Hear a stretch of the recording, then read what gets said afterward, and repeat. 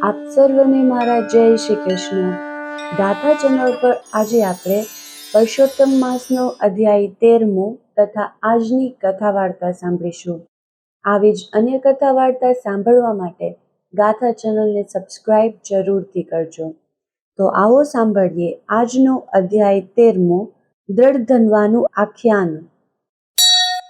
સૂત પુરાણી બોલ્યા, હે મુનિ શ્રેષ્ઠો, હવે હું તમને રાજા દ્રઢધન્વાની કથા કહું છું, તે સાંભળો. હૈહય દેશનો રાજા ચિત્રધર્મા હતો. તે ઘણો પરાક્રમી અને બુદ્ધિમાન હતો. તેને એક પુત્ર હતો, તેનું નામ દ્રઢધન્વા હતું. તે સર્વ ગુણોથી યુક્ત હતો, સત્ય વાણીવાળો, ધાર્મિક અને પવિત્ર કાર્ય કરવાવાળો હતો. તે ચારે વેદોનો જાણકાર હતો અને એક વખત સાંભળ્યા પછી બધું યાદ કરી લેનાર હતો. પોતાના ગુરુને ત્યાં શિક્ષા પ્રાપ્ત કરી ગુરુ દક્ષિણા આપી તે પોતાને ઘેર પાછો ફર્યો. પોતાના પુત્રને જોઈ તે રાજ્ય કારભાર સંભાળી શકે તેવો શક્તિશાળી બનેલ છે તેમ વિચારી રાજા ચિત્રધર્માએ પ્રભુ સ્મરણમાં હવે પછીના દિવસો ગાળવા વિચાર્યું. તે પુત્રને રાજગાદી સોંપીને પુત્ર ઋષિના આશ્રમમાં જતો રહ્યો, જ્યાં નિઃસૃપઃ તથા નિરાહાર રહી તપશ્ચર્યા કરવા માંડી. કેટલોક કાળ તપ કરી છેવટે તે શ્રીહરિના ધામમાં ગયો. દ્રઢધન્વાને પોતાના પિતાની મૃત્યુની જાણ થઈ, એટલે તેણે પિતાની સર્વ ક્રિયાઓ વિધિપૂર્વક કરી અને પુષ્કળ દાન કર્યું. તે નીતિપૂર્વક રાજકારભાર ચલાવવા લાગ્યો. વિદર્ભ દેશની રાજકન્યા સાથે તેના વિવાહ થયા. તેમને ચિત્રવાક, ચિત્રવાહ, માણિમાન તથા ચિત્રકુંડલ આમ 4 પુત્રો અને ચારુમતી નામની પુત્રી થઈ. એકવાર દ્રઢધન્વાને વિચાર આવ્યો કે હું સર્વ પ્રકારે સુખી છું, તેનું કોઈ અગમ્ય કારણ હોવું જોઈએ. મેં એવું તે કયું વ્રત, તપ, પુણ્ય કે દાન કર્યું હશે કે જેના પ્રતાપે આજે હું સુખ ભોગવી રહ્યો છું? આવા વિચારોમાં તે ઘણીવાર ખોવાઈ જતો.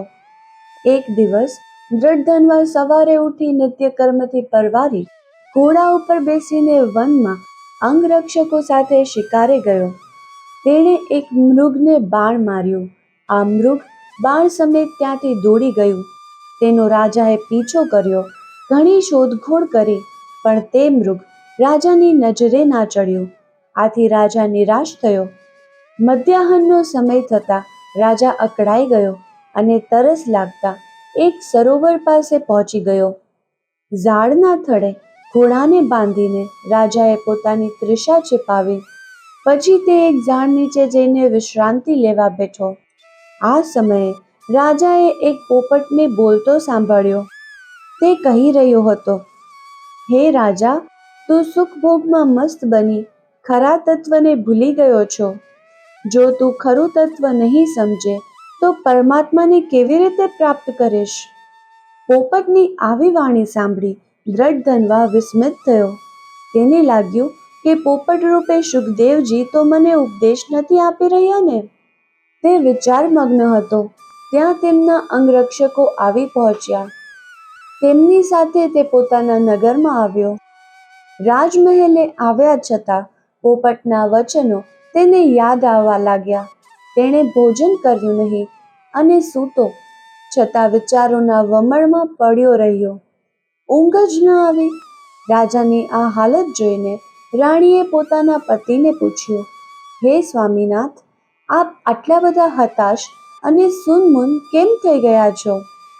આપને માનસિક શું દુઃખ છે તે તમે મને કહો, જેથી તે દૂર કરવા પ્રયત્ન થાય. રાજાએ કોઈ પણ આગળ કંઈ પણ ખુલાસો ન કરતા રાણી, મંત્રીઓ, દાસદાસીઓ અને નગરજનો રાજા અંગે ચિંતા કરવા લાગ્યા. શ્રી બૃહનારદીય પુરાણના પુરુષોત્તમ મહાત્મ્યનો દ્રઢધન્વાનું આખ્યાન નામનો 13મો અધ્યાય સંપૂર્ણ.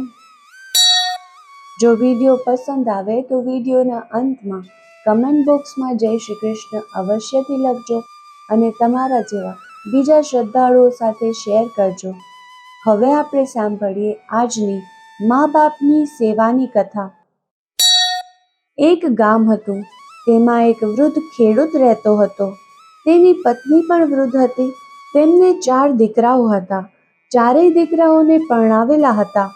ચારેય દીકરાઓ વારાફરતી મા બાપથી અલગ થઈ જુદા રહેતા હતા. ખેડૂત અને તેની પત્ની વૃદ્ધ હોવાથી કંઈ કરી શકે તેમ નહોતા. છતાં રગડ-ધગડ કરી તેઓ બંને પોતાનું પેટીયું ભરી લેતા. તેઓ દીકરાઓ અને વહુઓના ઓશિયાળા થવા માંગતા નહોતા. એવામાં પરસોત્તમ માસ આવ્યો એટલે ખેડૂતે પોતાની પત્નીને કહ્યું, આપણે કોઈ એક દીકરાની ભેગા રહીએ અને પરસોત્તમ માસનું વ્રત કરીએ. પત્નીએ હા ભણી એટલે તેઓ મોટા દીકરાને ઘેર ગયા. મોટા દીકરા અને તેની વહુએ તેમને આવકાર આપ્યો. વાતમાં ખેડૂતે જણાવ્યું, પરસોત્તમ માસ આવ્યો છે એટલે અમે 1 મહિનો તમારે ત્યાં રહીશું, વ્રત કરીશું, કથા વાર્તા સાંભળીશું અને પરસોત્તમ ભગવાનનું ભજન કરીશું.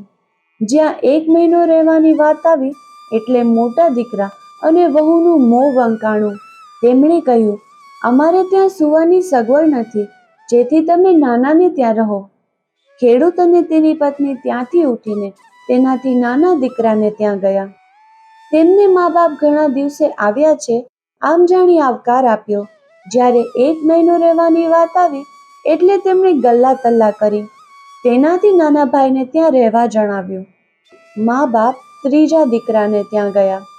ત્યાં પણ તેવી જ પરિસ્થિતિ થઈ. છેવટે કંઈક નિરાશ વદને તેઓ સૌથી નાના દીકરાને ત્યાં ગયા. નાનો સમજુ અને વિવેકી હતો. તેની વહુ પણ સમજુ હતી. તેમણે પોતાને ત્યાં મા બાપને રાખ્યા. દરરોજ ડોસા ડોસી નદીએ જઈને સ્નાન કરી કથા વાર્તા સાંભળીને ઘેર આવતા. નાની વહુ તેઓના હાથમાંથી એમના ભીના કપડાં લઈ દરવાજા ઉપર રાખતી. દરવાજા પાછળ એક કોઠી હતી. વૃદ્ધાવસ્થાને લીધે તેઓ ભીના કપડાં બરોબર નીચોવી શકતા નહીં. તેથી તેમાંથી પાણીના ટીપાં નીતરીને કોઠીમાં પડતા. ઘરનાને કોઈને ખબર નથી કે આ પાણીના ટીપાં મોતીના દાણા બને છે. ડોસા ડોસી એક ટાણું કરતા. તેથી નાના દીકરાની વહુ દરરોજ જુદી જુદી જાતનું જમવાનું બનાવીને સાસુ સસરાને ખવડાવતી અને પાસે બેસી પંખો નાખતી. આ જોઈ ડોસા ડોસીની આતરડી તેમને આશીષ આપતી. એમ કરતાં કરતાં પરસોત્તમ માસ પૂર્ણ થવા આવ્યો. ડોસા ડોસીએ 2-4 બ્રાહ્મણોને જમાડી કંઈક દાન દક્ષિણા આપી તેનું ઉજવણું કરવાનું વિચાર્યું. તેમની પાસે 2 પૈસા હતા. તે તેમણે પોતાના નાના દીકરા અને વહુને આપ્યા અને ઉજવણું કરવાનું સૂચવ્યું.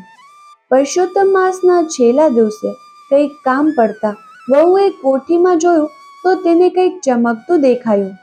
તેણે અંદર હાથ નાખ્યો તો તેના હાથમાં મોતીના દાણા આવ્યા. તેણે તરત પોતાના પતિને બોલાવીને આ બતાવ્યું. બંને તેમાંથી થોડા મોતી લઈ ગામના ઝવેરી પાસે ગયા અને બતાવ્યા. ઝવેરીએ તે સાચા મોતી છે તેમ જણાવ્યું. તેમણે તેમના થોડા મોતી વેચી રોકડ રકમ લઈ ઘેર આવ્યા. મા બાપના પ્રતાપથી અને પરસોત્તમ ભગવાનની કૃપાથી આ બધું થયું છે તેમ તેમણે માન્યું. તેમણે પોતાના મા બાપને આ વાત કરી. બધા રાજી થયા. હવે 2-4 બ્રાહ્મણોને બદલે 51 બ્રાહ્મણોને નોતરા આપ્યા. પોતાના ભાઈઓ ભાભીઓને પણ જમવા બોલાવ્યા. સગાવાલાઓને પણ જમવા બોલાવ્યા. સારી રીતે ઉજવણું કરવામાં આવ્યું. 51 બ્રાહ્મણોને પણ સારી દક્ષિણા આપી. 3 ભાઈઓ અને તેમની વહુઓ ભેગા થઈને આપસમાં વાતચીત કરવા લાગ્યા કે નાના પાસે આટલી બધી સંપત્તિ ક્યાંથી આવી. ચોક્કસ આમાં કંઈક ગોટાળો છે. તેઓ તરેતરેના તર્ક વિતર્ક કરવા લાગ્યા. સૌથી મોટાની વહુએ ધીમે રહીને નાનાની વહુને પૂછ્યું, આ તમે ઉજવણું તો ભારે ધામધૂમથી કર્યું, પણ તેના પૈસા આવ્યા ક્યાંથી? નાની વહુએ બધી વિગતવાર વાત કહી. આથી 3 મોટી વહુઓને પસ્તાવો થયો. તેમણે નક્કી કર્યું કે હવે પછી પરસોત્તમ માસ આવે ત્યારે અમે મા બાપને અમારે ત્યાં રાખીશું.